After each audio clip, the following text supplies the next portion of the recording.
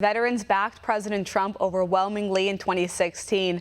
Now going into 2020, one top veterans advocate told One America's Neil W. McCabe how the president has done by veterans. Here's his report.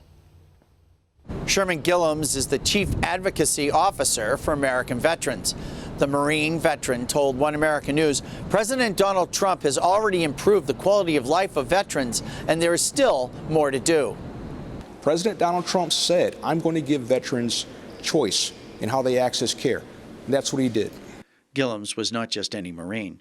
He was a Marine Corps drill instructor and later was commissioned as a warrant officer before an accident that took away the use of his legs. Beyond his work for national veterans policy in Washington, he said, he tries to be an example for other injured warriors, and it is those interactions that come back to inform the policies he advocates at American veterans. The best medicine for a service member or a veteran who suffers a catastrophic injury is to meet another veteran or service member who has been there. I call it being in the hole. And you see that person doing well, they've got a family, job, then there's hope. And I think that hope is the best medicine. President Donald Trump is changing the culture at the Department of Veterans Affairs, which is just as important as the policy promises he has delivered, Gillums said. President Donald Trump ran on a platform of not just fixing the VA in the abstract sense. Results matter to the president. Results matter to veterans who are waiting to see not just more money. We saw the first delivery on the platform with the VA Mission Act. It opened access to community care for millions of veterans. About 40% of veterans in the system right now are eligible.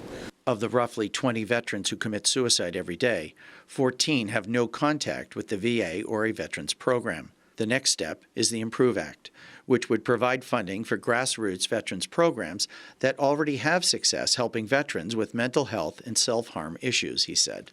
One of the hurdles blocking the IMPROVE Act from becoming law is the VA bureaucracy and Capitol Hill Democrats, who are trying to keep control centralized in Washington.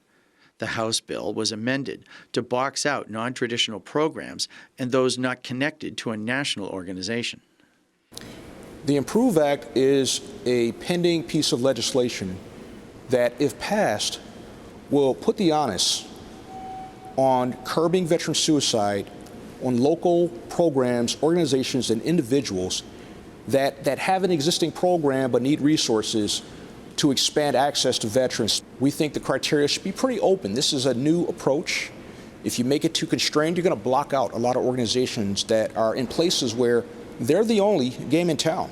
But we'll see what the Senate comes up with. The House version of the IMPROVE Act passed the Veterans Affairs Committee, but has not yet been scheduled for a vote on the House floor. Neil W. McCabe, One America News, Washington. Want to see more videos like this? Click on the link below and subscribe to One America News on YouTube. And call your cable provider and kindly demand that One America News is added to your lineup. Call and subscribe today.